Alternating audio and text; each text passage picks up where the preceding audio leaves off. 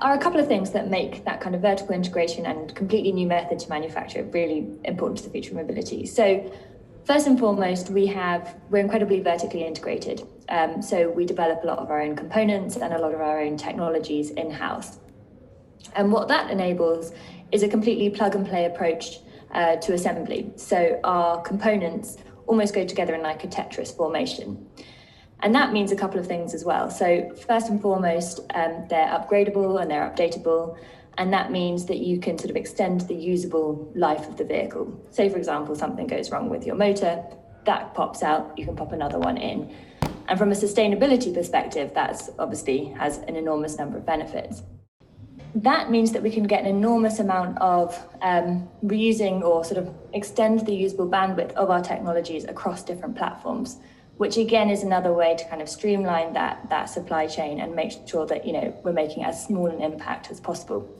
And then I guess the last point is that actually, if you have more vertical integration and if you have that flexibility of manufacture, that's a key way that enables our microfactory approach. So vast amount of kind of robo assembly, huge amounts of flexibility, and importantly, can be distributed across the globe rather than a huge centralized manufacturing center. We've been really fortunate in the fact that we've actually been able to go right back to scratch, right back to square one, and build our vehicles from the ground up. So we've been able to design everything around how we want to manufacture our vehicles. And that's what really enables the microfactory approach. And many other OEMs, you might be changing a technology or iterating on something that's gone before, and you're not really afforded the same amount of flexibility to make these enormous step changes in how you do things.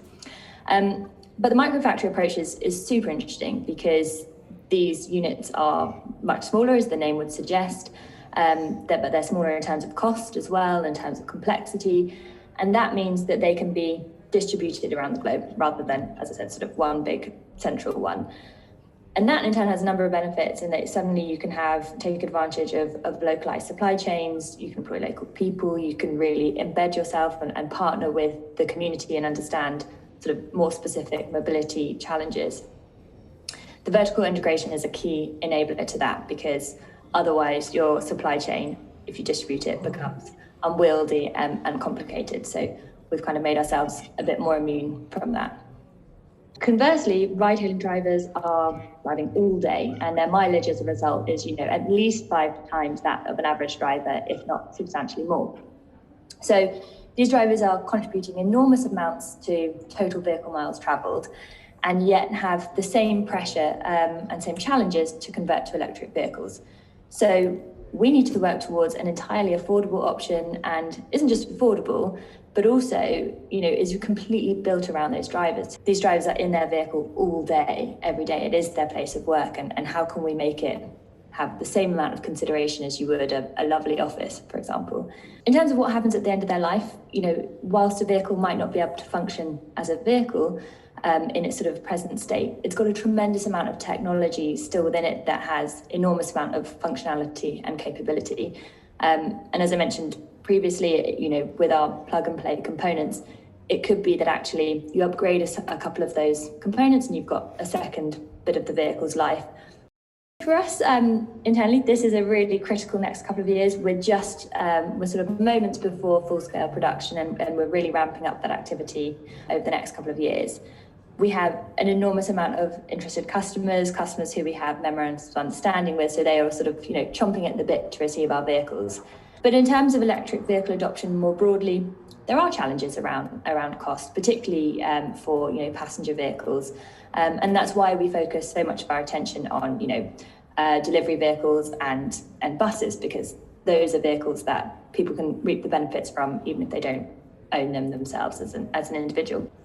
Charging is problematic as well. I think in large part because if you don't see it and you don't experience it, it is a scary thing. So there are enormous amounts that we need to do to be able to deploy more charging infrastructure and for people to have that confidence to shift their behaviour towards driving an electric vehicle. And then I guess the policies exist, but they're not always straightforward to navigate. And we definitely have a responsibility to our customers to help them navigate that landscape as well. We have the same technology going into a super luxury car that is charge car, that same technology exists in a bus. That's incredible. And also, if then you're on that bus, to be able to realize that it's had the same consideration, the same kind of technical excellence as a luxury car, that in itself is also really cool. But I guess for us, sort of more broadly, it is sort of, I guess, our rival ecosystem equivalent of Formula One to passenger vehicles, that we have these opportunities to really push, barriers and to explore, incredible innovations, and to bring that back into our vehicles and sort of, push our capabilities even further.